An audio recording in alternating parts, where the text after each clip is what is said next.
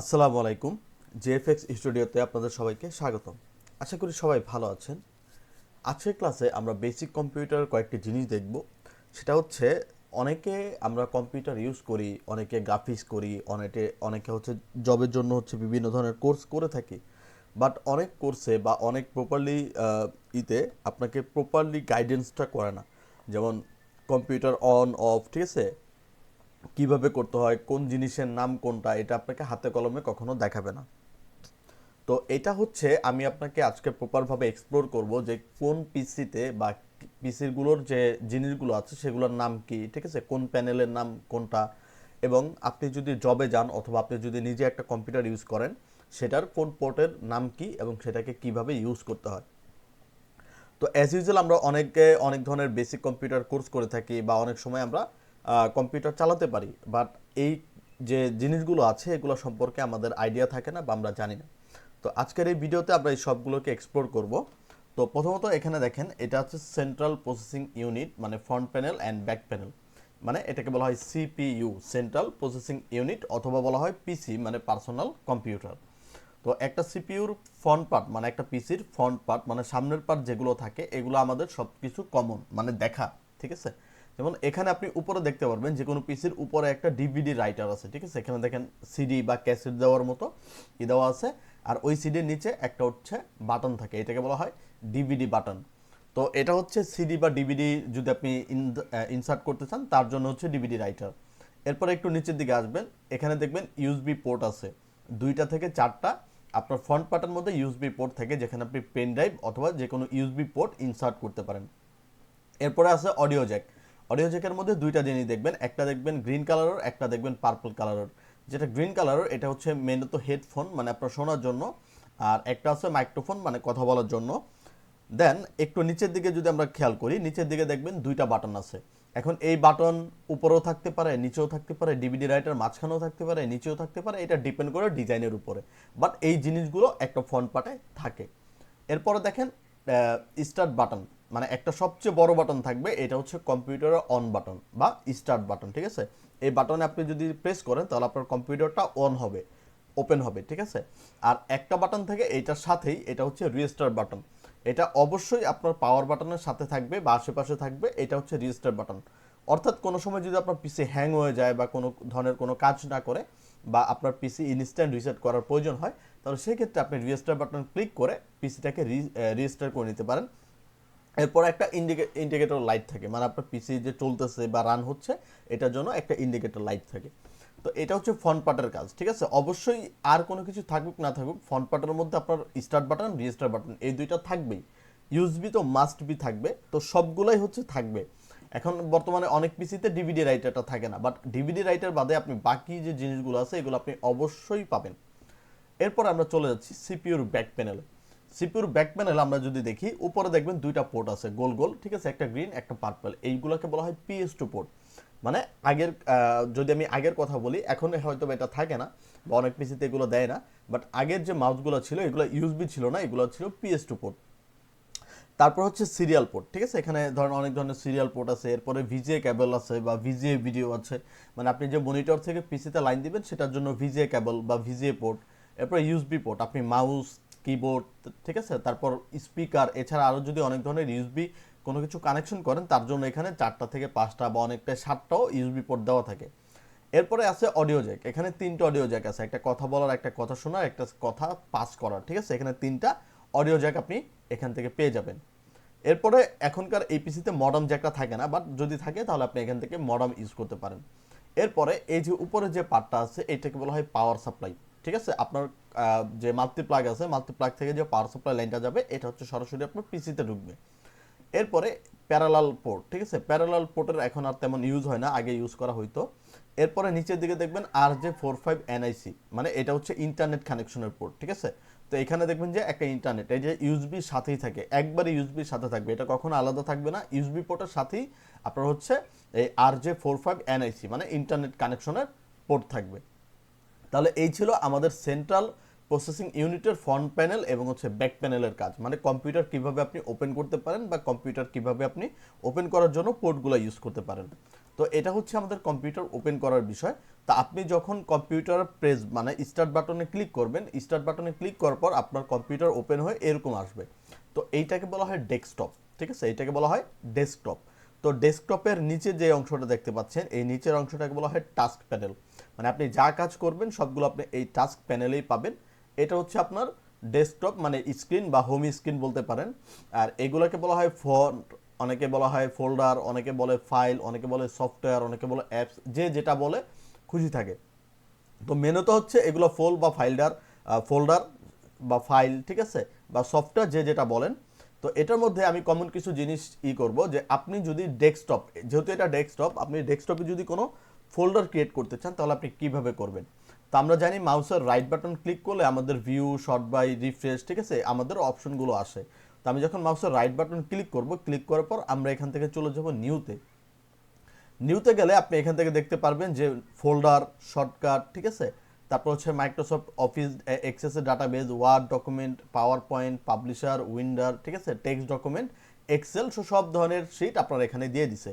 ধরেন আপনার এখান থেকে একটা ফোল্ডার লাগবে, তাহলে আমি নিউ থেকে ফোল্ডারে ক্লিক করব।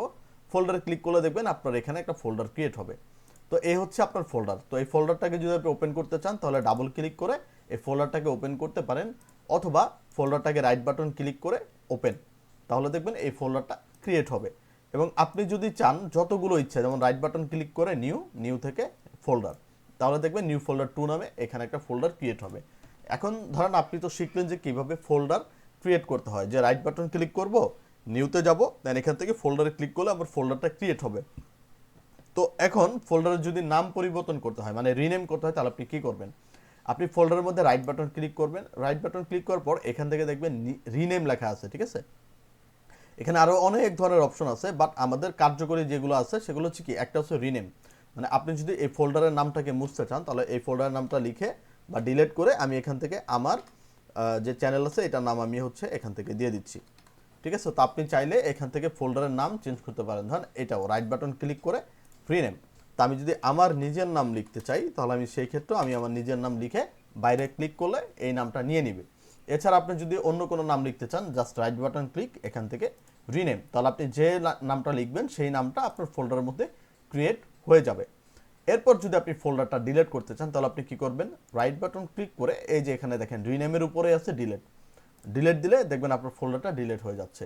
আবার রাইট বাটন ক্লিক, এখান থেকে ডিলিট থেকে দেখবেন ফোল্ডারটা ডিলিট হয়ে গেছে। এখন আসলে কি ফোল্ডারটা ডিলিট হয়েছে? অ্যাকচুয়ালি না, আপনার ফোল্ডারটা এখনো ডিলিট হয় নাই, আপনার ফোল্ডারটা এখনো মানে রিসাইকেল বিনে আছে, মানে ডাস্টবিনের মধ্যে আছে। তো আপনি যদি ইনস্ট্যান্ট কোনো কিছু ভুলে ডিলিট করে ফেলেন, সেটা আবার রিস্টোর করা লাগবে, বা রিস্টোর করতে চান, তাহলে আপনি এই যে ডিসপিসির নিচে দেখতে পাবেন রিসাইকেল বিন আছে, অথবা ডেস্কটপে এসে দেখবেন এখানে রিসাইকেল বিন লেখা আছে।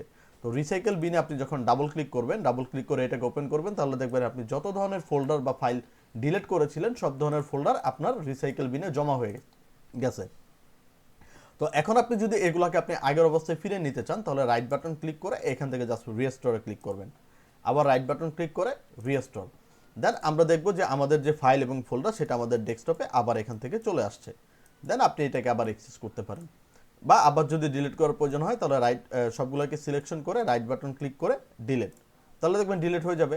এখন যদি আপনি ডাস্টবিন থেকে পরিপূর্ণভাবে ডিলিট করতে চান তাহলে এই রিসাইকেল বিনের উপর রাইট বাটন ক্লিক করবেন, দেন এখান থেকে এমটি রিসাইকেল বিন ক্লিক করে এখান থেকে ইউজ দিবেন, তাহলে এটা দেখবেন একবারে খালি হয়ে গেছে বা ফাঁকা হয়ে গেছে।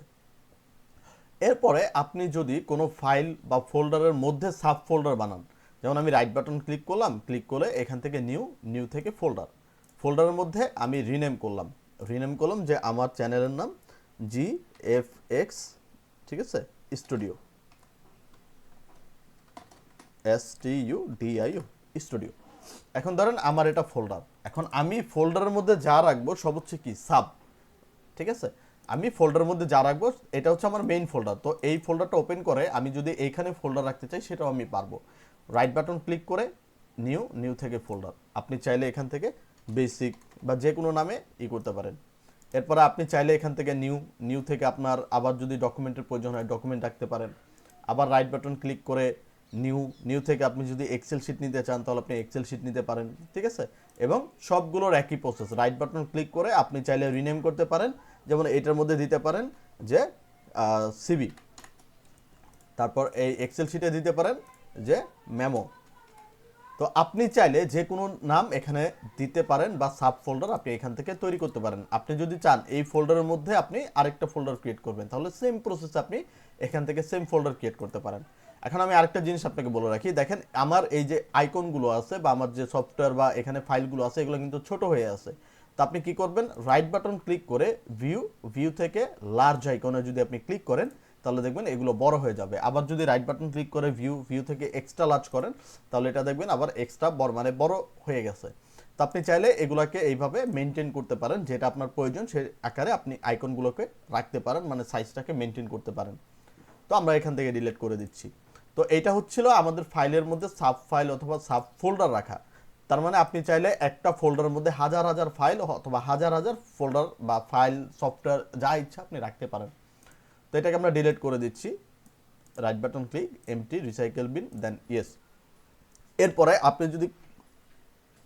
আপনি যদি কোনো সফটওয়্যার ইনস্টল করছেন বাট আপনি সেটা খুঁজে পাচ্ছেন না, মানে আপনি এখানে টাস্কবারেও খুঁজে পাচ্ছেন না, আপনার ডেস্কটপেও খুঁজে পাচ্ছেন না। ধরেন আমার এখানে এমএস ওয়ার্ডের কোনো নাই, ধরেন টাস্কবারেও নাই, আমার হচ্ছে এখানেও নাই, বাট আপনি সেটাকে খুঁজে পাবেন কিভাবে?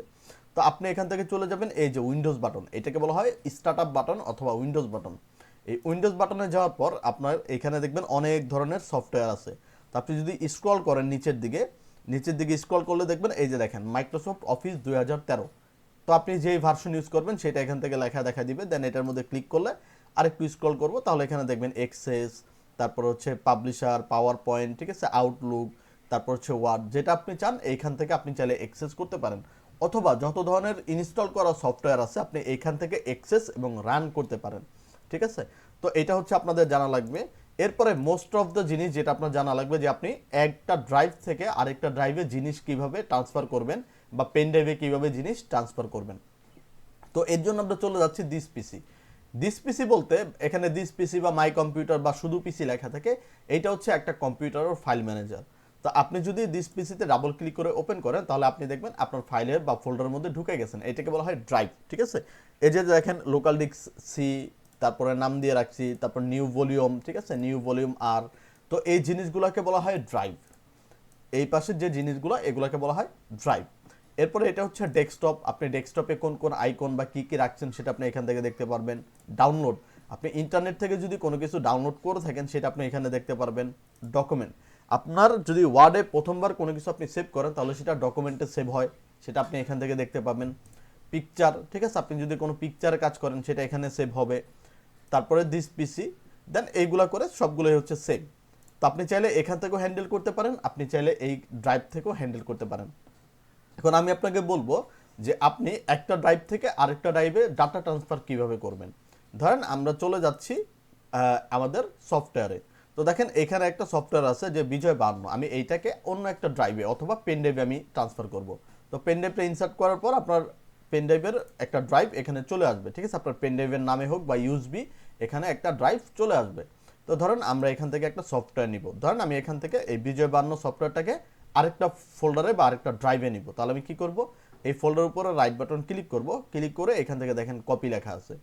আমি যখন কপিতে ক্লিক করব দেন আমি এখান থেকে ব্যাকে ক্লিক করব, দেন আমি যে ফোল্ডারে বা যে ড্রাইভে রাখতে চাই সে ড্রাইভে গিয়ে ডাবল ক্লিক করব, দেন রাইট বাটন ক্লিক করে এখান থেকে পেস্ট করব।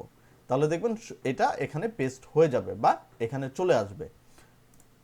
আবার যদি ধরেন সবগুলো নিতে চান তাহলে আপনি কি করবেন, এই সবগুলোকেই সিলেক্ট করবেন, সিলেক্ট করে কপি, রাইট বাটন ক্লিক করে কপি, দেন এখান থেকে ব্যাকে যাব, আপনি যে ড্রাইভে রাখতে চান, যদি পেনড্রাইভের ড্রাইভ থাকে ডাবল ক্লিক করে পেনড্রাইভের ড্রাইভ ওপেন করবেন, ধরেন এটা আমার পেনড্রাইভের ড্রাইভ, এটা আমি ওপেন করলাম, রাইট বাটন ক্লিক করে এখান থেকে পেস্ট করে দিলে অটোমেটিক দেখবেন আপনার সব ডাটা এই ফোল্ডারের মধ্যে বা ড্রাইভের মধ্যে চলে আসবে।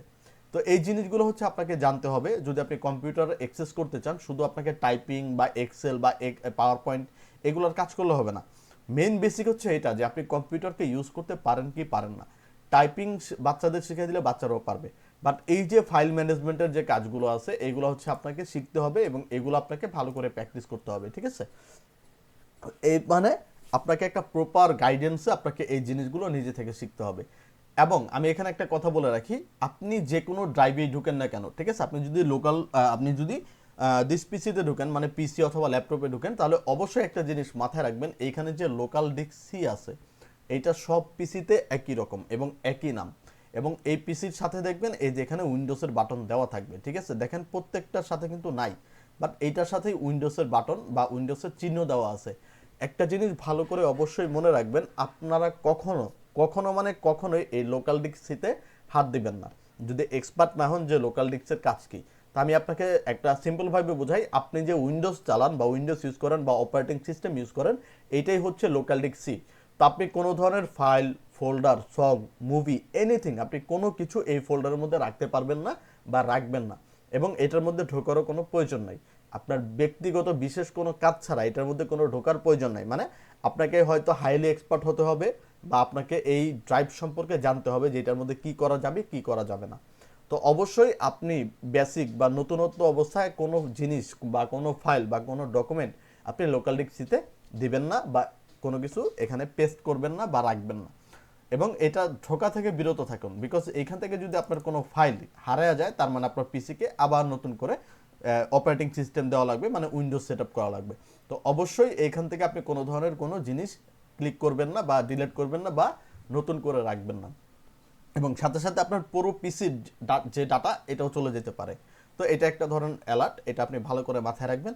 এছাড়া লোকাল ডিস্ক সি ছাড়া যত ধরনের ড্রাইভ আপনি দেখতে পাবেন, সব ধরনের ড্রাইভে আপনি data, song, video, anything you can রাখতে পারেন, ঠিক আছে? আপনার যা ইচ্ছা আপনি রাখতে পারেন, বাট লোকাল ডিস্ক সি ছাড়া।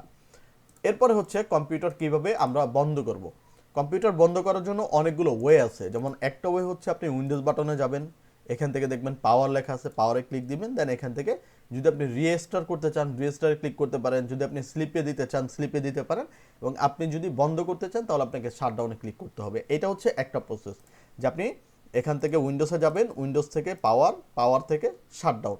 অথবা আপনি আরেকটা ইউজ করতে পারেন, যেমন আপনি ডেস্কটপে এসে দুই একবার রিফ্রেশ করে কিবোর্ড থেকে অল্টার F4 প্রেস করলে আপনার এখান থেকে দেখবেন শাটডাউনের চলে আসছে। দেন এখান থেকে ওকেতে প্রেস করলে আপনার শাটডাউন হয়ে যাবে। তো অবশ্যই অল্টার F4 প্রেস করে দেন একবার আমরা রিফ্রেশ দিব, দেন অল্টার F4 এ ক্লিক করব, দেন এখান থেকে ওকে দিলে এটা শাটডাউন হয়ে যাবে, ঠিক আছে? অথবা চাইলে আপনি এখান থেকে চেঞ্জও করে নিতে পারেন। তো যেটা আপনার প্রয়োজন দিয়ে জাস্ট ওকে দিলে এটাও শাটডাউন হয়ে যাবে বা কম্পিউটার বন্ধ হয়ে যাবে। তো আমরা অনেকেই হচ্ছে প্রপারভাবে কম্পিউটার অফ করতে জানি না। তাহলে এই ছিল আজকের আমাদের বেসিক ক্লাস, যেগুলো জিনিস সম্পর্কে আপনাকে অবগত হতে হবে, আপনাকে জানতে হবে। তো এই জিনিসগুলো হচ্ছে আপনি ভালো করে মুখস্থ করবেন। আপনি যদি একজন ল্যাপটপ ইউজার হন, আপনি যদি একজন পিসি ইউজার হন, তাহলে এই জিনিস আপনাকে অবশ্যই জানতে হবে। আর এটাই হচ্ছে মেইন বেসিক, ঠিক আছে? এটাই হচ্ছে আপনার মেইন বেসিক। আর যেগুলো আপনি এক্সেল, ওয়ার্ড, ঠিক আছে, যেগুলো আপনি লেখালেখি করেন, এগুলো হচ্ছে আপনার স্কিল। বাট আপনাকে যদি বেসিক শিখতে হয়, তাহলে আপনাকে এই জিনিসগুলো ধারণা থাকতে হবে এবং এই জিনিস আপনাকে এক্সপার্ট হতে হবে। তাহলে এই হচ্ছে আজকের আমাদের পরিপূর্ণ একটা ক্লাস।